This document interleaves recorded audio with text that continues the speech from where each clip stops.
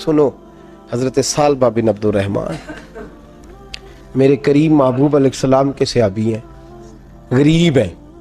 غربت بڑی اعلیٰ چیز ہے. ہاں غریبی بڑی نعمت ہے، یہ آزمائش ہے، اس میں کوئی شک نہیں. لیکن قیامت والا دن پتہ چلے گا جب غریب چھلانگ لگا کے جنت میں داخل ہو جائیں گے. اور امیر تو کھڑے ہیں نا. میرے نبی پاک نے حضرت عبدالرحمن ابن عوف کو، حضور صبح صبح اٹھے تو نبی پاک کی آنکھوں میں آنسو تھے. فرمایا میرے عبدالرحمن بن عوف کو بلاؤ.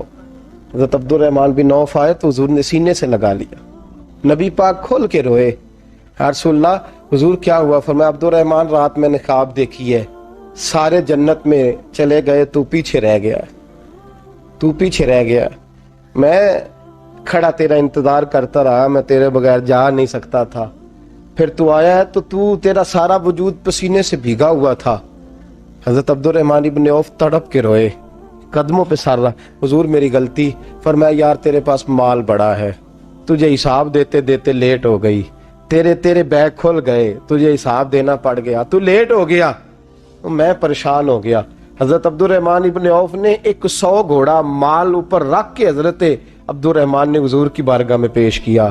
کہا یا رسول اللہ یہ. اور پتہ ہے ایک دن کیا ہوا؟ ایک دن سرکار کے وصال ظاہری کے بعد حضرت عبدالرحمن ابن عوف نبی پاک کے گھر کے دروازے کے باہر آ کے بیٹھ گئے اور یوں سر کو پکڑا ہوا ہے، رو رہے ہیں. حضرت ام سلمہ حضور کی زوجہ باہر آئیں. کہا بیٹا عبدالرحمن کیا ہوا؟ جب پوچھا کیا ہوا تو اور کھول کے روئے. کہا کیوں روتا ہے؟ کہا اماں جی جب تک میرے محبوب حیات ظاہری میں تھے مجھے بتاتے تھے یہ مال نہ کما، یہ کم. میں حضور سے بات کرتا تھا تو حضور روک دیتے تھے. اب مجھے ظاہراً بتانے والا کوئی نہیں، مال کے ڈھیر لگ گئے ہیں. آج حساب کرنے بیٹھا ہوں تو حساب نہیں ہو رہا. سوچتا ہوں اگر میں پھنس گیا تو مجھے کون اس سے بچائے گا؟ آپ محبوب کی زوجہ ہیں، میری ماں ہے، میں آپ کے پاس آیا ہوں. اماں جی مجھے بتائیں میں کیا کروں؟ تو حضرت ام سلمہ بھی رو پڑی، کہنے لگے محبوب تھے، میں کہاں ان کی ترجمانی کر سکتی ہوں، میں نبی پاک کی ترجمانی کیسے کروں؟ کہا اماں جی خدا واسطے مجھے کوئی حکم دے دیں، مجھے لگتا ہے عبدالرحمن برباد ہو جائے گا، ہلاک ہو جائے گا، خدا را مجھے کچھ بتا دیں. اتنا سارا مال ہے، میں کہاں اس کا حساب دوں گا؟ مہربانی فرمائیں، یہ تجارتیں میرے گلے پڑ رہی ہیں. حضرت ام سلمہ کی جب منت کی تو فرمانے لگی جا بیٹے آدھا خیرات کر دے. کتنا؟ 2.5% نہیں، کتنے فیصد ہے؟ 50%، 50%. حضرت عبدالرحمن ابن عوف گئے اور 50% خیرات کر کے کہنے لگے اماں میں نے 50% دے دیے، میں بچ جاؤں گا نا، میں بچ جاؤں گا، میں دے آیا ہوں آدھا. تو حضرت ام سلمہ فرمانے لگی میں نبی پاک کی بارگاہ میں سفارش کروں گی تیری، اور نبی پاک اللہ کی بارگاہ میں سفارش کرے صلی اللہ علیہ وسلم. حضرت سالبہ بن عبدالرحمن، حضور دعا کر دیں، غریبی ہے. میرے نبی پاک نے فرمایا تجھی اس حال میں ہے بہتر ہے. کرتے ہیں حضور نہیں دعا کر دیں. فرمایا تجھی اس حال میں ہے. تیسری دفعہ پھر آ گئے، حضور نے دعا کر دی. 4 بکریاں تھیں، چند مہینے گزرے، کچھ تجارت شروع کی، چھوٹے موٹا لین دین شروع کیا تو 40 ہو گئیں. کچھ وقت اور گزرا تو ریوڑ بن گیا، پھر گائیں بھی آ گئیں، پھر اونٹ بھی آ گئے، پھر لائنیں لگ گئی. پھر ہر وقت حضور کے قریب بیٹھنے کو دل کرتا تھا. اب لین دین کے معاملات تھے، اب ذرا طبیعت تھوڑی پیچھے ہٹنے لگی، تھوڑا دل پیچھے ہٹنے لگا. پہلے 5 نمازیں مسجد میں، پھر زور اثر کی چھٹی. میری طرف دیکھو اور دیکھو میں کیا عرض کر رہا ہوں. پھر زور اثر گئی، پھر کچھ وقت گزرا تو مغرب بھی گئی، پھر اتنی بڑی حویلی کوئی نہیں. پھر باہر جا کے مدینے سے ڈیرا لگا لیا، جمعے کے جمعے آتے. زکوٰۃ کا حکم آ گیا 2 ہجری میں. حضرت ابو ہریرہ رضی اللہ تعالیٰ عنہ امیر زکوٰۃ مقرر ہوئے. 5 اونٹوں پر 1 بکری، یہ زکوٰۃ ٹھہری. اب جب گئے نا اونٹ گنے اور بکریاں گننے لگے، اوہو 1 کروڑ پہ 2.5 لاکھ کس نے دیا تھا؟ دعا کس نے فرمائی؟ اوہو اتنا، میرے پیسے بینک سے میسج آ جائے گا اتنے کم ہو گئے، اوہو بڑی مصیبت بنے گی. میرے تو خوشی ہوتی ہے جب آتے ہیں تو یہ اب یہ والا میسج بھی چلے گا کہ اتنے مائنس ہو گئے. توبہ توبہ، پریشانی لگ گئی، بڑی طبیعت. انکار نہیں کیا، کہنے لگے حضور سے جا کے عرض کرنا میں خود آؤں گا، اور جہاں محبوبیت ہو وہاں اتنے لفظ بھی بے ادبی ہیں، وہاں ٹھہر جاؤ، سوچتا ہوں، سمجھتا ہوں، غور کرتا ہوں، یہ جملے بھی وہاں توہین ہوتے ہیں۔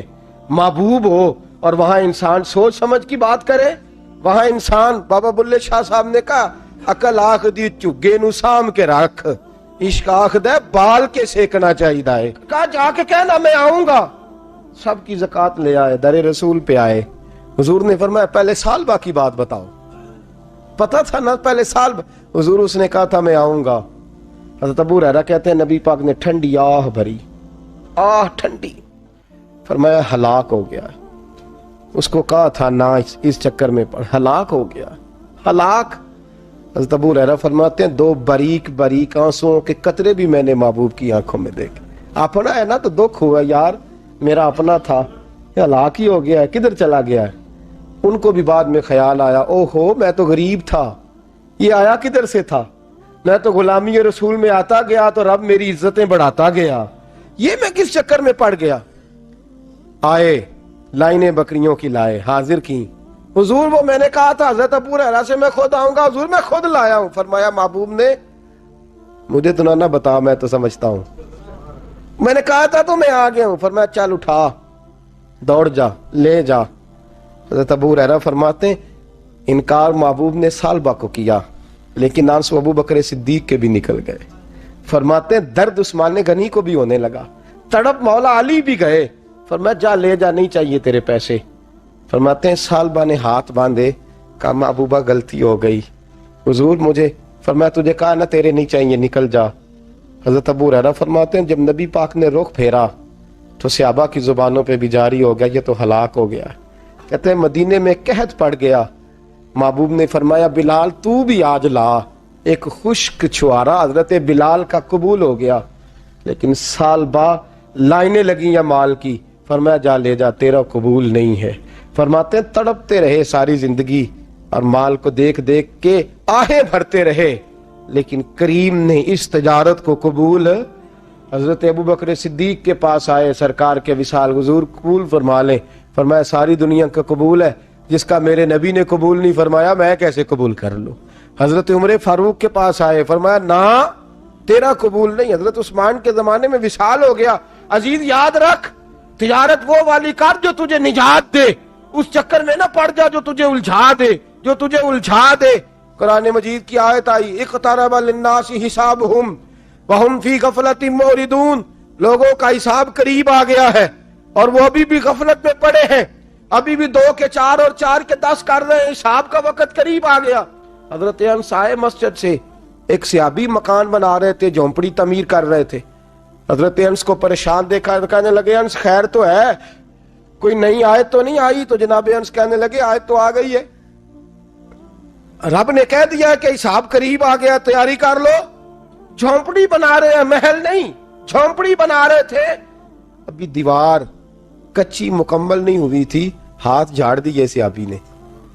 ادھر رخ پھیرا تو حضرت انس کہنے لگے کہاں جا رہے ہو؟ کہنے لگے بھئی میں حساب نہیں دے سکتا، میں مصطفیٰ کے پاس جا رہا ہوں، میں نے نہیں دیوار بنانی، بس بھئی میری اس دور سے بس میں کوئی نہیں حساب دے سکتا، میں کمزور ہوں۔ میرے رسول کائنات صلی اللہ تعالی علیہ وسلم نے میرے دوستو تجارت کرو لیکن اس کو عبادت سمجھ کے کرو۔ اگر تمہیں چوک وہاں دکان پہ بیٹھے خدا بھول جاتا ہے اور سودا کرتے وقت رب رسول کی باتیں تمہیں بھول جاتی ہیں تو پھر تو تم وانتم موردون میں ہو، پھر تو تم غافل ہو۔